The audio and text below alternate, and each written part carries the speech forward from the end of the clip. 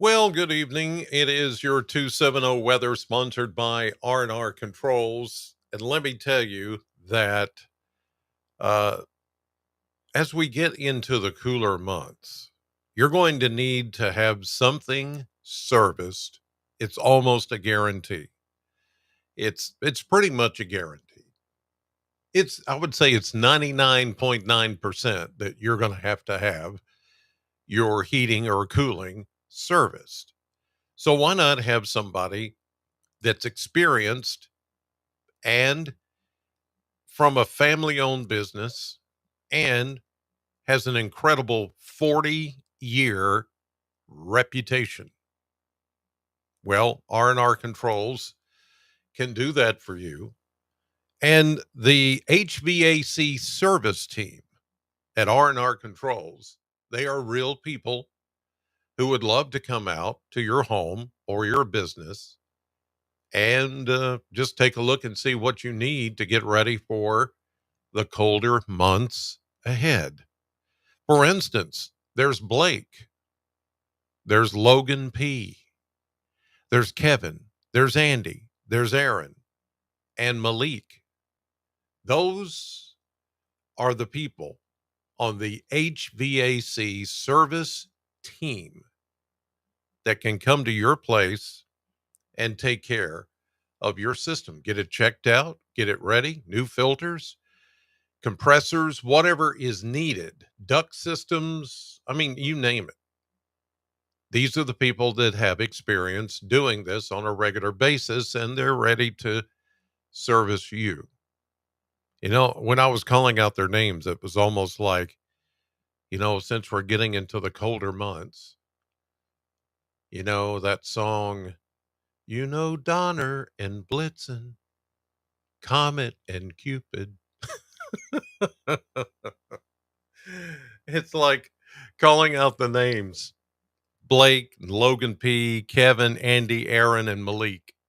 Those those are the service guys at R&R Control. So give them a call and let's make sure that your system is up and running like it should be to get ready for the colder months ahead because they're coming.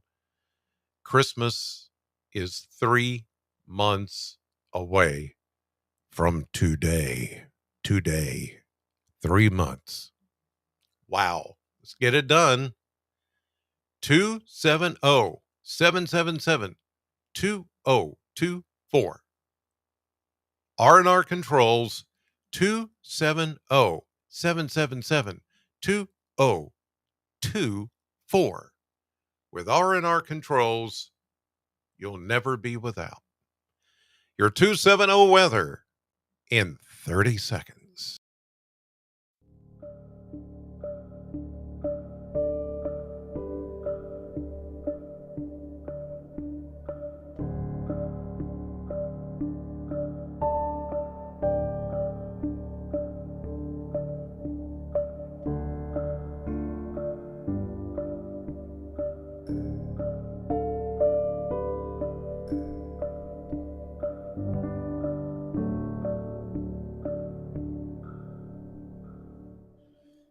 Ever since News 40 Sunrise this morning with Ashley, I've had that song in my head.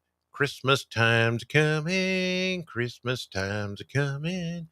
Because we discussed on the show this morning, if you were watching on CBS or NBC 40 at 6 a.m., that we're 3 months from Christmas.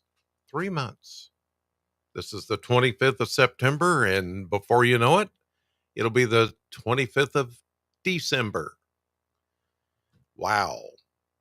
Here we are. And I know it's that you're still thinking about summer and you're still thinking about the drought and you're still thinking about, oh, we're not even there yet. And you go into the stores and you can already see it. I think they're bypassing Halloween and Thanksgiving and we're going right to Christmas. But anyway, 'tis the season already in a lot of ways. Good evening. Welcome to this Thursday, September 25th. I'm Chris Allen, and this is your 270 weather. Weather for the 270 area code and beyond. All right. Lots of good, good rainfall, like Andy Griffith used to do in those Campbell's soup commercials. Mm, good. So good. It was beneficial enough to help us with the drought situation, but not completely getting rid of it. And I'll explain in just a moment. All right, let's check on the numbers for today. The high was only 79, thanks to the cloud cover and leftover showers. That's 79 degrees, 1 degree cooler than the normal of 80. The low is 67. And at the airport right here where I am, we picked up 71 hundredths of an inch of rain, but you add that to the half inch from yesterday and a little bit more than that from the day before. I mean, you have to go all the way back to Sunday. Sunday is when we started getting rain here in Bowling Green and Southern Kentucky. So we've been adding up the rain ever since then, and it has been glorious. Here's a look at radar at 7:09 p.m. Central Time, and you can see that we have a little cluster of showers moving out of Clinton County into Wayne County, moving toward Monticello. That's it. That's it. We're done pretty much. There could be an isolated shower overnight tonight, but I don't think there's much support for that. The cold front has already passed through the area, and so now things are starting to dry out. You could see even this afternoon before sunset, things were beginning to clear out very nicely, and it's feeling pretty good out there. All right, let me go to the drought monitor because this is Thursday and it did get an update, but I have an explanation. I have a little caveat to add to it. Okay. So you may look at this and think, what? Why is it showing that the drought looks even worse than it did last week? Well, there is an explanation for that. And I will tell you. Now, when this map, the data that came in for this map, was ingested to the U.S. Drought Monitor and the U.S. Department of Agriculture, the National Drought Mitigation Center that puts all this data together, the data comes in on Tuesday, collected from the past week until Tuesday. Then the data cuts off. So the reason why you're seeing still pretty much the same colors in the same place as last week is because it's not taking into consideration it cut off the data as of Tuesday. Well, today is Thursday. So it did not take in the data from Tuesday night, Wednesday night, and today when we've had beneficial rain. So it shows it as we're still in a level 2 severe drought, which is really not truly representative of the situation at hand. There has been market improvement. And I think next week's update, but we've got to wait a week. We've got to wait till next Thursday to get the new drought update. And I do think it will show a much better picture here. Even the level 3 extreme drought was extended further east, as you see, back in southwestern Kentucky and the land between the lakes. But I don't think that's the case. So I'm just telling you that because when I saw it this morning when it came out, I'm like, wait, this can't be right. So I did a little checking, did a little background search, and found out that the information is only, this is only really valid up until Tuesday of this week and not today. So the data was cut off Tuesday, but the map comes out today. I don't know why it's so slow. I don't know why they don't come up with a more rapid release on these things because it really doesn't represent what's really happening. For instance, it doesn't take into account the beneficial rain that we've had. So don't look at that and go, well, it's just the drought. Despite the rain, the drought's even worse. I don't believe that's the case. So anyway, there's that. Okay, let's go to the Kentucky Mesonet Network now. And you see that everybody here at 7:13 p.m. is either in the 60s or 70s. It's very pleasant now that the cold front has passed through. And let's look at rainfall amounts past 24 hours. And wow, boy, howdy. See, this is what I mean. This is exactly what I was talking about. That drought map does not take this into consideration or what happened as far as rainfall yesterday or even the night before, Tuesday night. So look at this, almost 2-inch rainfall amounts over here in Caldwell County, Princeton. You got about an inch and a half in Logan County. Look at this, 1.83 at Western's Ag Expo Center rain gauge here in Bowling Green. An inch and a half at the Corvette plant. Over an inch in Barron County. An inch and a half plus in Hart County. About like that in Grayson County, Litchfield. Same in LaRue County. 1.4 in Taylor County. And then it slacks off a bit, but I mean, even some of you around the Green River Lake and Lake Cumberland areas picked up about a half inch of rain or more. Very, very beneficial rainfall. We needed it and it came at the right time. Winds now coming out of the north and a little northwest and are light. Decent, nice, feels good outside. And the skies are clearing. And I think that's going to set us up for fog tonight. Clear ground or clear sky, cool, damp ground, I think will set us up for fog. We'll talk more about it here in just a second.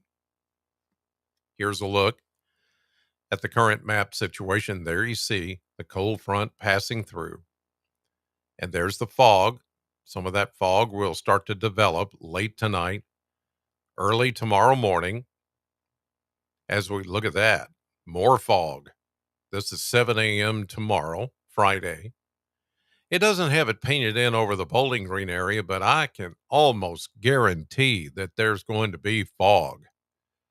With this damp, cool ground and a clearing sky and a calm wind, perfect setup for fog. So the fog could be kind of thick in a few places tomorrow morning. Here is Friday afternoon. Showers out to the east. This system slows down a little bit over the Carolinas and the Virginias. High pressure builds in for us, gives us a beautiful day. Friday looks good with high pressure and pleasant temperatures still, maybe for some of you in the upper 70s to around 80.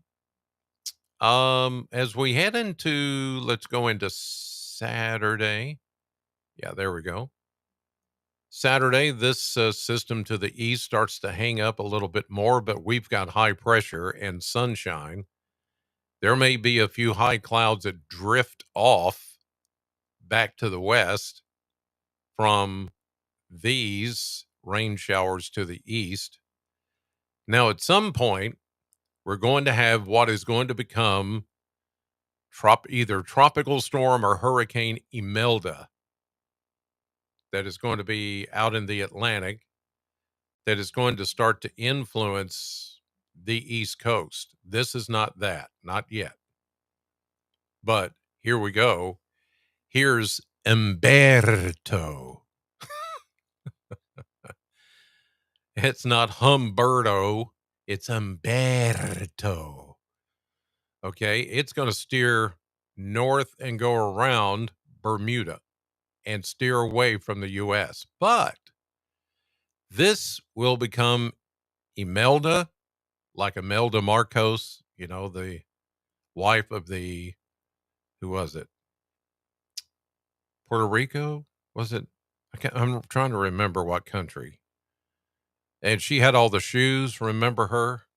And her husband was the dictator kind of president, and we had to force him out. Imelda Marcos. Imelda is what this is going to be named. So Imelda will go up and it's going to meet up with this cold front eventually. And that cold front intersects with Imelda and it could cause some problems along the East Coast as we get into the beginning and middle of next week. Okay. But I'm kind of getting the cart before the horse. Let's go into Monday. Pretty quiet here. High pressure still in control. Lots of sunshine, even though there's a little inverted trough there. I don't think it's going to matter much. There goes. Now, this is Tuesday morning. There goes Umberto. And here is Imelda. Okay. So this one, forecast models have it meeting up and phasing with this stalled boundary. Okay. That's going to keep it rainy on the East Coast, especially the Carolinas and the Virginias, um, for the beginning, middle, and end of the week. There you see. Here we go. This is Wednesday, the first day of October. And then the second day of October, next Thursday, pretty quiet for us.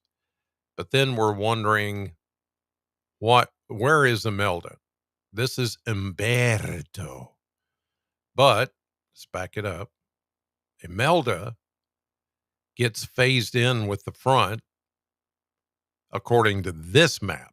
But some of the forecast models are taking it inward and into the Carolinas as a tropical storm or hurricane.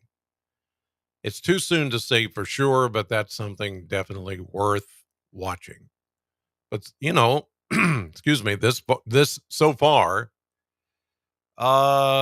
it's it's anybody's guess. And this season has been kind of quiet as far as tropical systems, but we still have a ways to go. The end of the Atlantic tropical season is November 30th. So we still have, excuse me, a little bit to go. I've been doing this today, trying to, the voice will just start cracking, and it's because of the cold front and the change in the weather. So anyway, some of you probably suffering with that too. Let's go to the model blender. And here we go. 80, maybe tomorrow, 79, 80, low 80s Saturday, maybe close to the mid 80s Sunday, Monday. Now, by the end of next week, I do see another system coming in with rain. And for the first few days of October, next weekend, it's going to cool us back down into the upper 70s because of the rain. Yeah, we're not done. We're not done with the rain. Well, we're done with this round. And we're going to get about a week's worth of sunshine next week. But it's not going to be droughty. It's just going to be dry, sunny, and it's not going to get into the 90s. I think the 90s are done now. But we will be warm during the day and really kind of cool during the night because the nights, of course, are getting longer. And that's, pretty typical of this time of the year. So, yeah, it's going to be kind of that way for a little while. All right. Well, that's it. Short and sweet for this Thursday evening. Thank you all for tuning in and watching your 270 weather. I'll be up and early tomorrow morning on News 40, live on Sunrise at 6 a.m., then again at 9, and then again at noon. You can never have too much of us or me. Yes, you can. Love you. Have a good night.